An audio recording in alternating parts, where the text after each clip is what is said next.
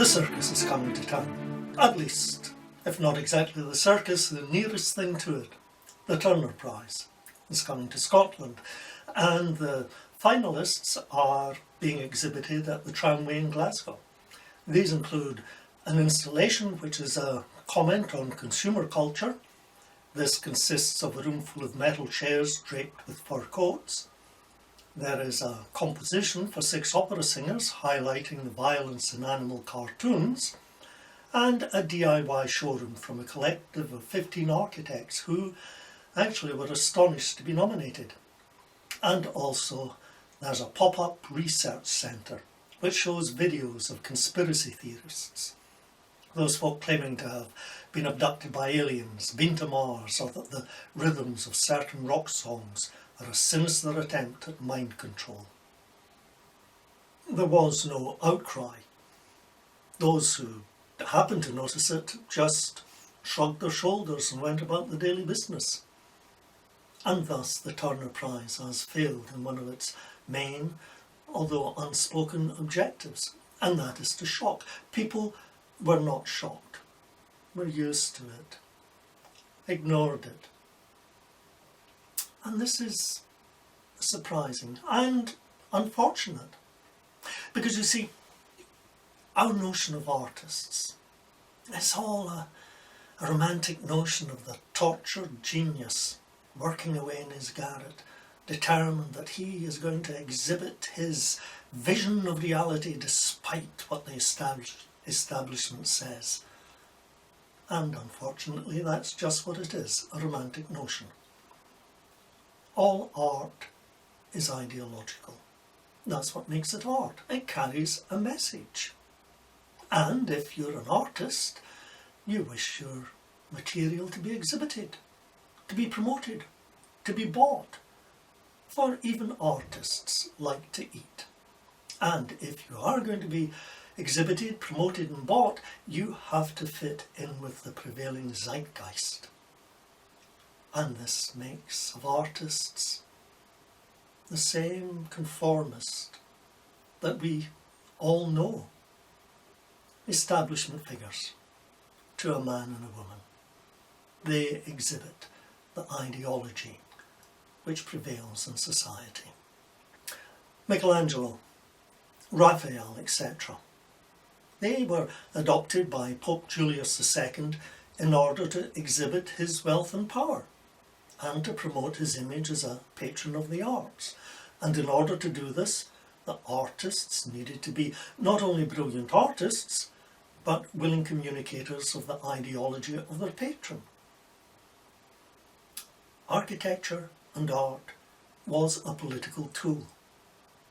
Just as a little later we have Caravaggio, a truly reprehensible human being, and yet an artist of extraordinary talent, whose paintings fitted in with and served the Counter-Reformation narrative.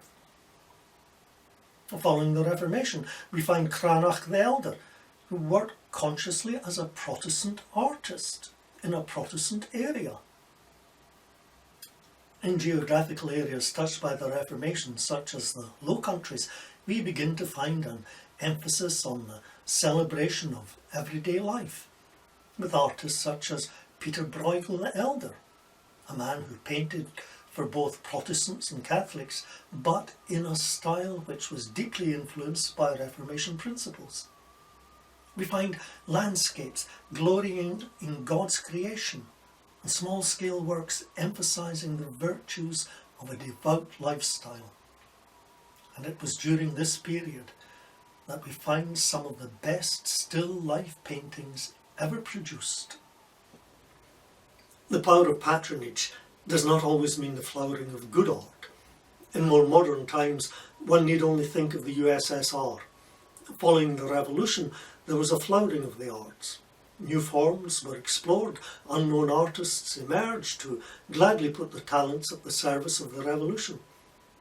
But pretty soon, the dead hand of communist bureaucracy had stifled the exuberant expression of artistic exploration, and we were presented with Soviet realism, one of the dullest, most boring and conformist art forms devised, art at the service of the state, art which idealized an image of conformist Soviet man, art which was dead, just as dead as the art which at the same time was emerging from the Nazi state.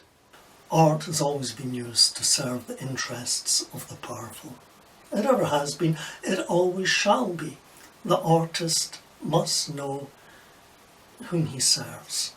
He must know his target audience as well. The artist has to be a bit like one of these edgy, supposedly alternative comedians we find on BBC Radio 4. You know the type. The one who's certain that if only they utter the word Thatcher, they'll be rewarded with gales of laughter, even though she's been dead for years. They know their audience. And so the artist must know his commissioning audience and the target that he aims at. Actually, as we look at much of today's art, the target is all too clear. We find in it a self-regarding contempt for all ordinary working class people, the ordinary hoi polloi, a contempt for their virtues and their values. It's so evident in the work produced by much of contemporary art. Tracey Emin's My Bed, an unmade bed littered with booze bottles, cigarette butts, condoms and soiled underwear. Chrysophili's Holy Virgin Mary, better known as the Dung Madonna, constructed of glued-on butterflies of female buttocks and genitalia cut from pornographic magazines, and of course elephant dung, sourced at London Zoo. And there's Simon Starling's Shed Boat Shed, a garden shed he took apart, rebuilt as a boat in which he then paddled 7 miles down the Rhine, and then rebuilt as a shed. It won the 2005 Turner. These and so many others either directly mock or display contempt for the ordinary folk who, through the variously publicly funded art councils and other bodies, pay for and subsidise much contemporary art. The fact that most people puzzle over the products of much contemporary art actually validates it in the eyes of the artists and those who promote them. Art may be meant to communicate, but their art actually just exhibits that they have lost touch with ordinary people. They communicate with themselves and hold the rest of us in contempt. Especially they hold Christians in contempt. Piss Christ, anyone? It's essentially a crucifix immersed in a jar of the artist's own urine. Doing things like this enhances their vision of themselves as elites who constitute the vanguard of intellectual society, always misunderstood by those dull, blighted souls who never reach for transcendence, as they do. So much of contemporary art is little more than narcissistic, masturbatory fantasy of intellectual competence.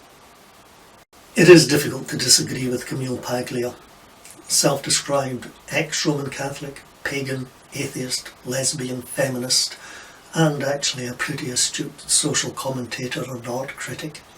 She sees art as a search for the spiritual, and thus bemoans the loss of biblical narrative in contemporary art. She says, while evil has sometimes been done in its name, religion has been an enormously civilizing force in world history. Sneering at religion is juvenile, symptomatic of a stunted imagination. Yet that cynical posture has become de rigueur in the art world, simply another reason for the shallow derivativeness of so much contemporary art, which has no big ideas left. When a society turns from God, we see it in much more than lower church attendance and differing moral standards.